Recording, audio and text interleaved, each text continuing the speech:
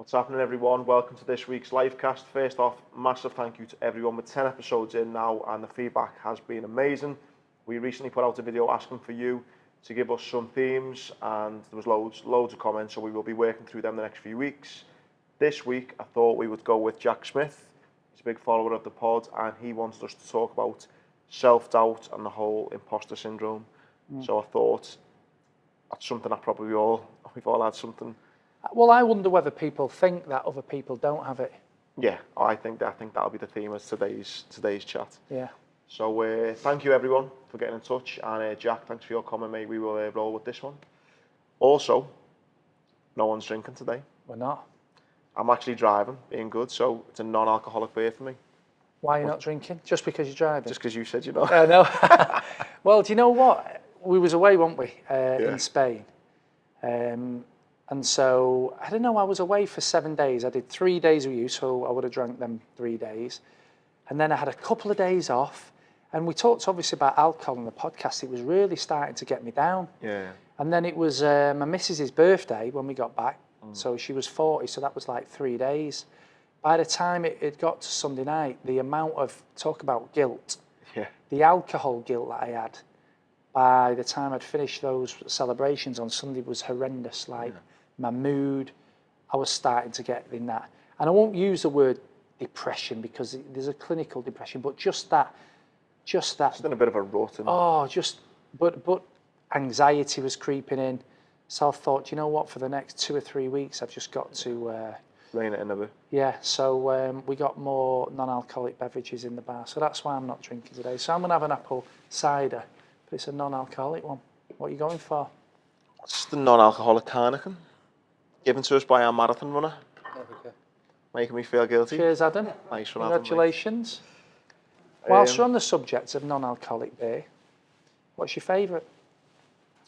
I think this one actually was a Heineken, yeah. I think this is the only one I've ever tried, to be honest. Is it? I mean, they used to be awful, but nowadays I mix them in. I'm actually going out in a couple of days to drink with a guy I've not seen for ages. You know, talk about the alcohol pressure. I've not seen him for ages. I used to drink with him quite a lot. So I feel like I'm under pressure to go out and drink. Now, I am going to drink some beers, but I'm definitely going to try and switch in. Do one for one or something. Like, once you've had 2 proper beers, you might as well have 1 or 2 non-alcoholic beers, because it's not the only thing that's going to make the difference is you're not going to feel as bad in the morning. If you can have a pill or a drink where you just keep that 3-4 pint buzz and just stay in that, you'd be a millionaire. Yeah. Anyway.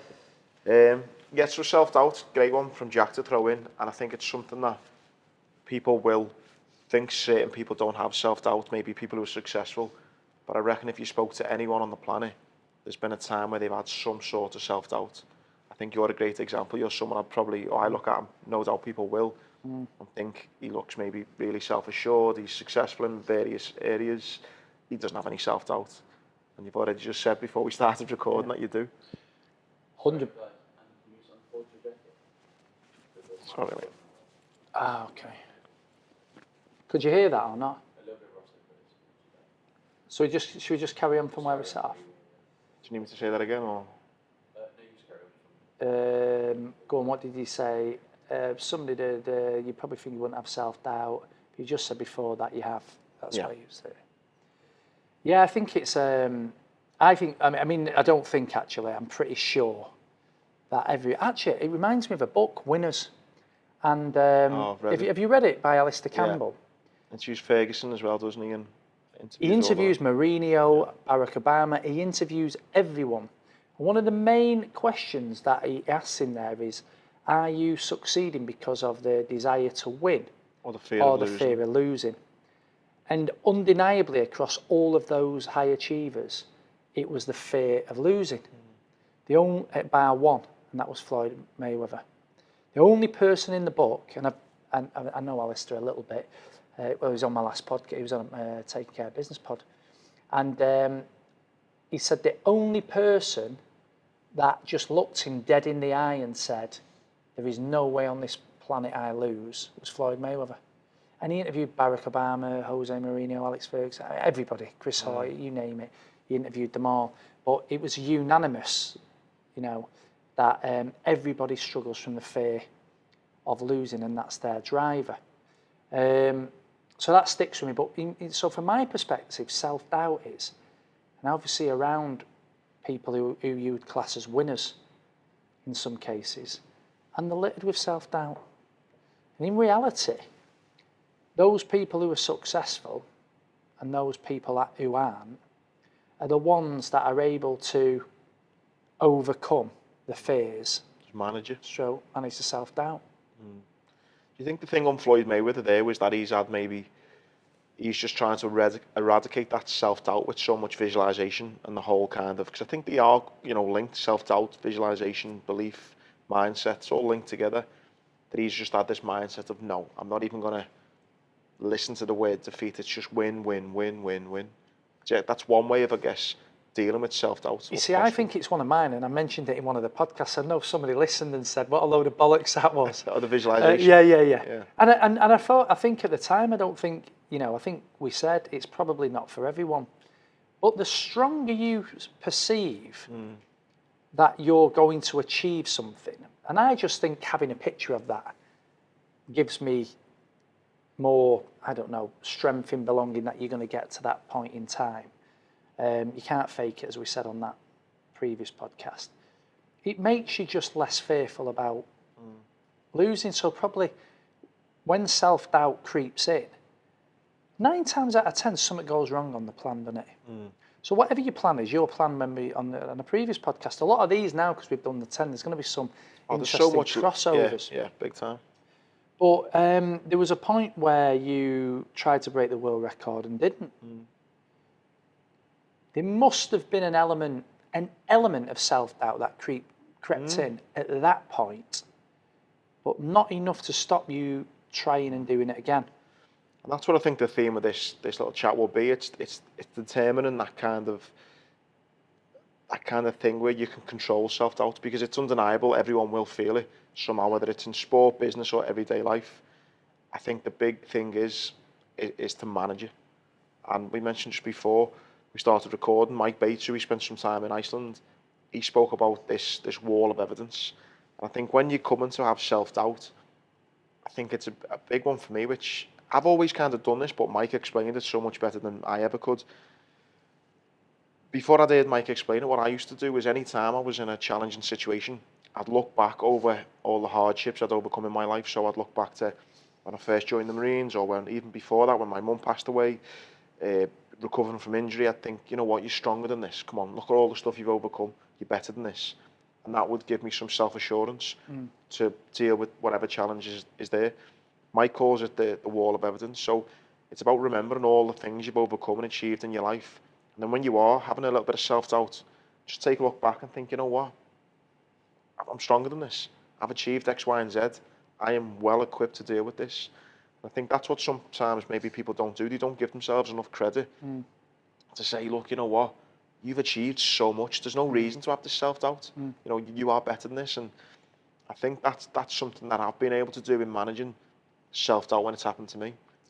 The key to building that wall of evidence, though, as you've just said, and I totally agree with you in the principle of that, is you've got to go out of your comfort zone. Yeah, in order to get those building blocks. Because if you don't, you know, if you're a boxer and you get put down, and it's the first time you've ever, it's like if you're a boxer and you don't spar for the fight correctly, right? Because you're scared of getting injured or whatever, and then in the fight you end up in that scenario. There's less chance of you being prepared. The wall of evidence adds to the preparation, doesn't it? Yeah. For whatever you're going through. If you've been put down and got back up, the fear of being put down and getting back up and got back up and won, the subsequent next time you get put down, how much do you think the self-doubt's going to kick in? Yeah. Just far less, because you've built a wall of evidence that I'm capable of getting knocked down and getting back up again, and that was just boxing, but it's a metaphor for life, isn't it? Yeah, and apologies for anyone who's listening thinking I've heard this story before, but like we've just said, I think I never know when we're talking in just as friends or on camera, but Johnny Wilkinson had something so similar. He talks about this analogy, and he says, you know, I'd make sure I put 100% in on Monday, 100% Tuesday, 100% Wednesday, 100% Thursday, 100% Friday. Then by Saturday match day, the chances are you're probably going to pull out 100%. Now, if you turn up on a Monday morning because you've had a few beers and you're only 60%, but then Tuesday you're back at it, you're 100. Wednesday you've had a glass of wine the night before, you're only 80. Thursday you're back at 100. Friday only 50. Come Saturday, come the match, and you put your hand in that bag and you're going to pull out a percentage ball. You know, it's a mixed bag now all of a sudden. Now you can still win. Yeah. Right? You can still achieve the goal. It's when it goes wrong. I'll come on to that in a second. Right? When it goes wrong, Mike Bates has just done your pod, and I was with him the day before he flew out to, was it Gran Canaria? I'm sure it was. It's near there, yeah. It's a little island near there, yeah. Right. And I said to him, how are you feeling? And he said, in 3 years, I haven't missed one stroke that I've been told to do. Yeah. So when it got tough on the ocean, if you've missed the odd day, and I think it only has to be the odd day, it's the mindset, mentality It'll be playing on your mind. that starts to make you give up. I think that's why sometimes you see in sort of combat sports, in boxing or whatever, I think you can see that like flukes happen, or results happen that are unexpected, and I think it always comes down to a lack of preparation. So if you prepare for the inevitable self-doubt that's going to kick in, so I think it is inevitable when you're going out your comfort zone, that wall of evidence that you build up in your preparation allows you to get through it. And that's everything in life. It doesn't have to be having a boxing fight or rowing the Atlantic. It's everything, isn't it? Job interview. Exactly. Don't prepare for a job interview. Yeah. Go in nervous, get stumped by a question, and you haven't done enough. It's like when I've seen like my little girl say, "Oh, I'm no good at speaking Spanish," and I go, "Have you ever tried speaking Spanish?" She goes, "No." I said, "Well, that's why you're no good at it. If you're going to go for a job interview, practice a job interview with your friends, your family, or your work colleagues, whoever." And it's that thing of getting the preparation done. The question for you though is, when is the time then in your life, personal or professional, where you've suffered some self-doubt, or is it a reoccurring? I'm just wondering if I had to put, like, I wonder how often I suffer self-doubt. One of the things that I think happens when somebody looks in and deems that you're successful is it adds pressure. And I also sometimes get irritated by, or even doubt kicks in where I think, oh, people think I'm successful. Because the reality of success is it's only temporary. Well, everything's only temporary. But, we just talked about, doesn't matter, you be Liverpool, or doesn't matter, you be a boxer, and you lose one fight, or you have a bad season if you're Liverpool. Let's use Klopp. He's gone from being, everybody thinks he's a god, and you've had an iffy season, and now all of a sudden, there's questions over him. People are questioning him. Now, with self-doubt is not black or white, it's a barometer. If his self-doubt was 0 out of 10, 12 months ago, probably not 0 out of 10 now. Probably 2 or 3. He's got a wall of evidence, hasn't he? Like Exactly, you just said, yeah. which helps him get through it. So he actually referenced that as well. He kind of said there was a few managers getting sacked in the league, and he kind of said, look, the elephant in the room is I've got that's in the bank, that credit in the bank, which is essentially his wall of evidence. There you go. There you go. So with me, success for me is not guaranteed by any stretch of the imagination. I've had times in my life where I've had successful periods,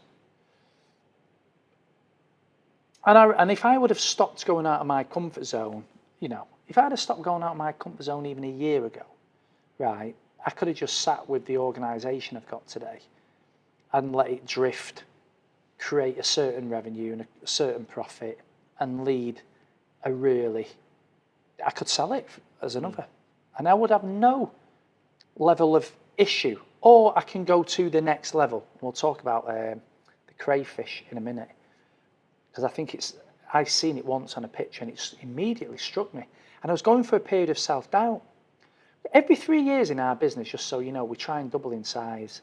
And that means every 3 years there becomes a pinch point of you go out of your comfort zone into a new level. And with that comes more pressure, more turmoil, more stress, more self-doubt. change, more self-doubt. Now the crayfish story. This is a crack of this. I remember you first told me this. I went to a seminar, and I was sat in a seminar going through the last time, so it must have been about 3.5 years ago. And this guy was talking about self-doubt, and all the time he was speaking, I was thinking, that's me, a bit off more than I can chew. Why didn't I just stop where I was? Why are you always having to search for more? Why can't you slow down? All these questions, like normal society asks you to try and hold you back. And then he put up, even if you go on YouTube, you can put in something like watching a crayfish deshell. So you have a crayfish, it's a certain size, obviously it's a shellfish, so it's got a shell, and it can't grow whilst it's in the shell. It can only grow as big as a shell. The only way it grows is by removing the shell that protects it. And so it does. At some point it makes the move to deshell itself, and on the video, and there's only about a 30-second clip, it immediately deshells, and it backs off and backs off and backs off, and it backs off into, some kind of shelter, because it's afraid. It's having self-doubt.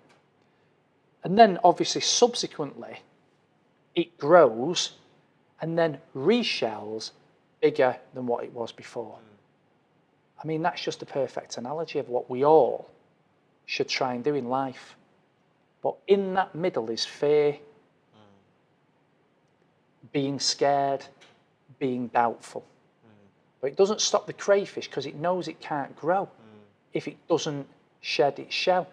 And in many cases, I think we've got mental shells that stop us moving forward. Mate, that story is just so true for life though, isn't it? Yeah.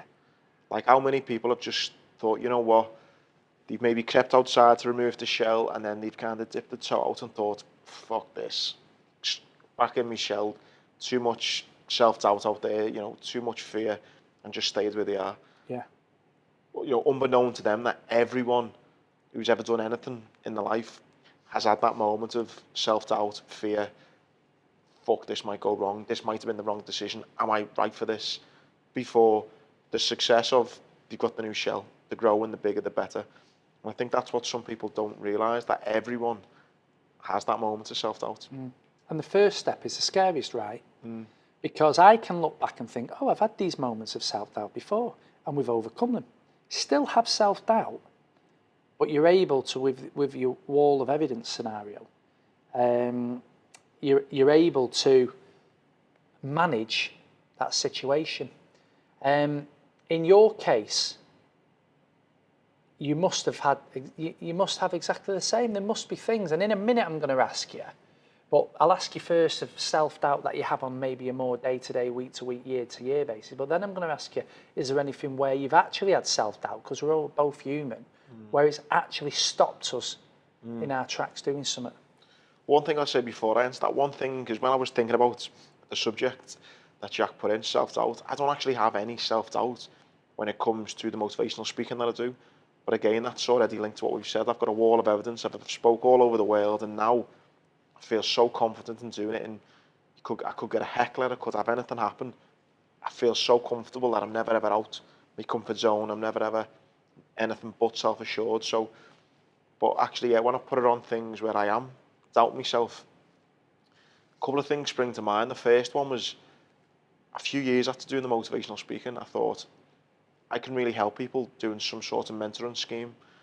People were asking me for advice on certain things, and I thought, you know what, got a bit of life experience, I could maybe kind of start some sort of mentor program. And then I thought to myself, you know what, I wouldn't know what to do if someone said X, Y, and Z to me, and I started creating all these problems in my head that people could potentially come to me with. And then I was thinking, oh, what do I do if I do this, or what do I do if I do that? And I don't know why, but I just talked myself out of it. Anytime I kind of went to do a business plan, I went to brainstorm ideas, I tried to sketch a website and think of ideas. Don't even know what to this day, but all this self-doubt of, you've never done this before, who's going to listen to you? are you some sort of guru? Why would anyone pay you for advice and, for listening to them? All these things come into my head.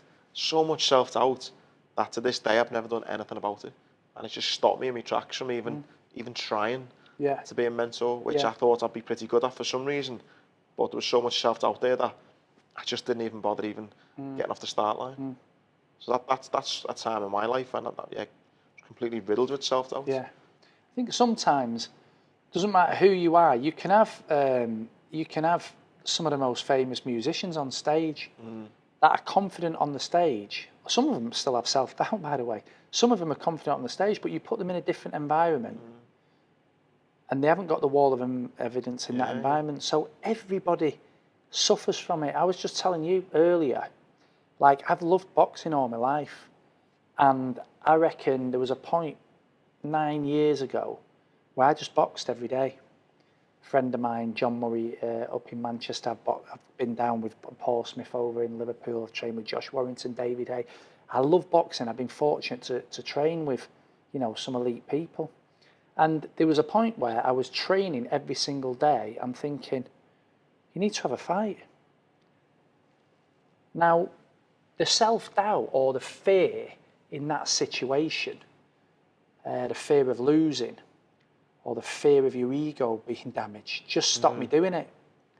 And I never had a fight, and it was stupid because I trained some days in the camp. There'd be somebody like fighting for the British title and they'd do an 8-week camp, and I'd do the 8-week camp with him. Yet I still didn't go and do a white collar fight. And then it got to the point where it was too late, because I have an issue with one of my vertebrae, so I still box now, but I'm not really even supposed to spar, and I don't really do it that much.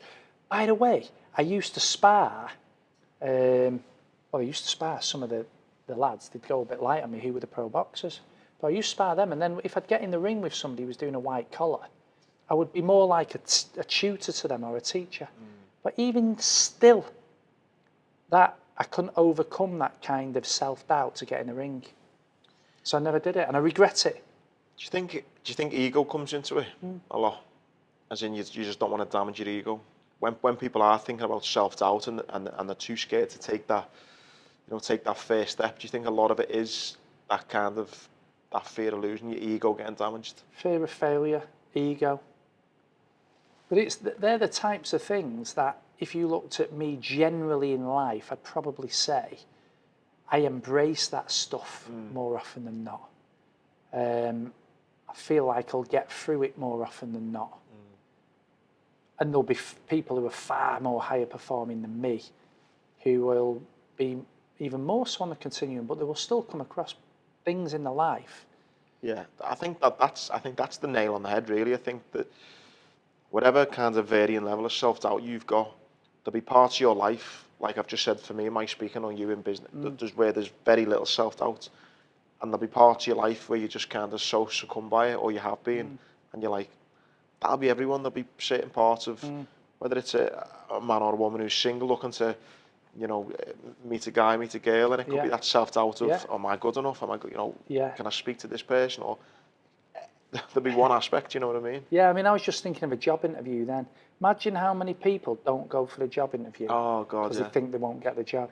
I won't be good enough for this. Yeah. No point in even handing me CV, and there's, And I think that's the thing, is that all of us are going to have self-doubt. If you look at my immediate thing I could think of was boxing, because really I should have done that. It's annoyed me that I didn't do it.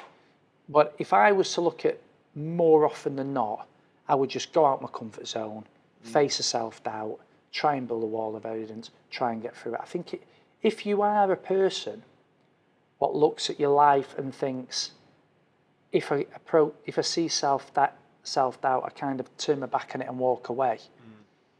I think I think you've got to do more for your own self in that situation. I think it's okay to have self-doubt sometimes, walk away from stuff, but how important is it?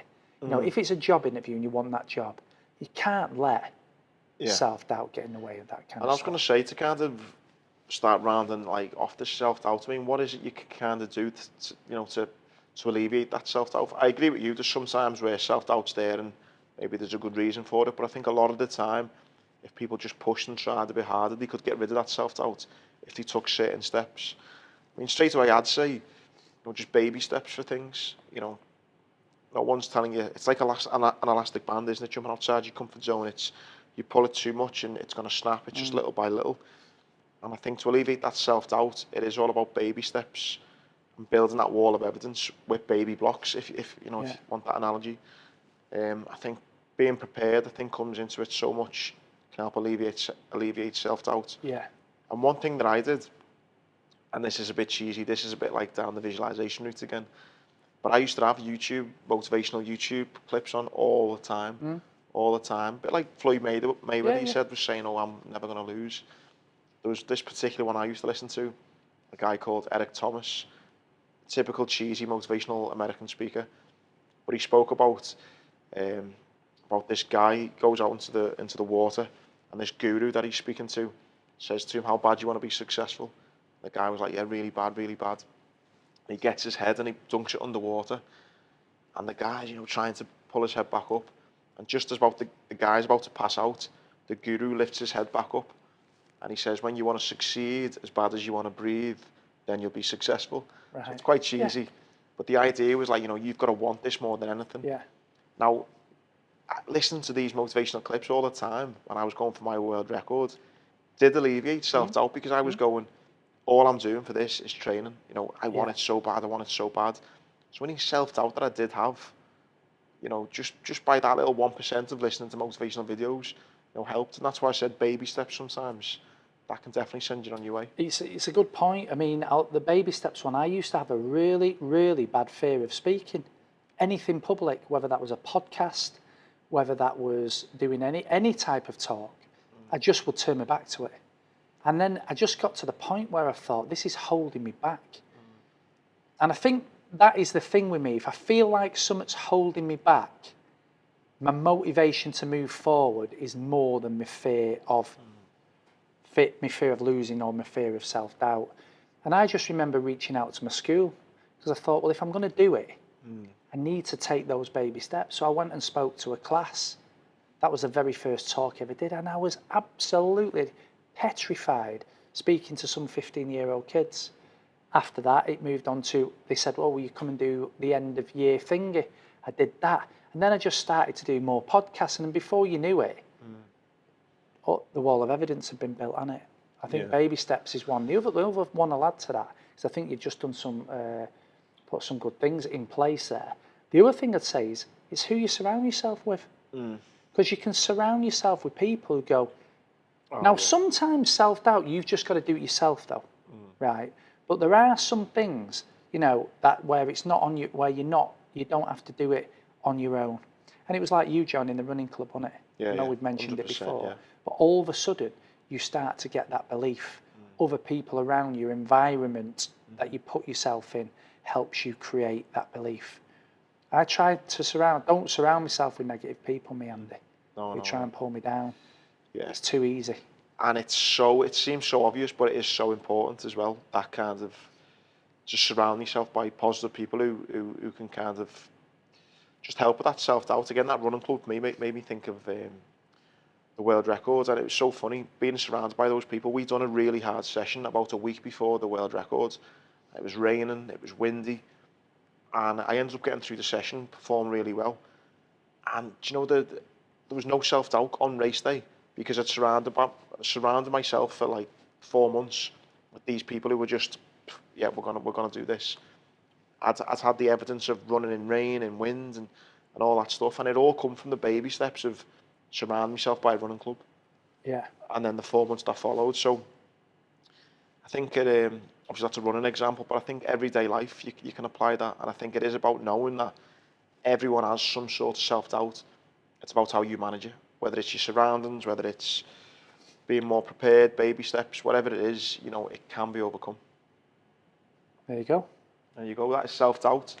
I hope that helped, Jack. And again, please let us know any feedback you've got, whether it's in the comments or messaging me and Paul. I know a lot of people have been doing that, and we really do appreciate it.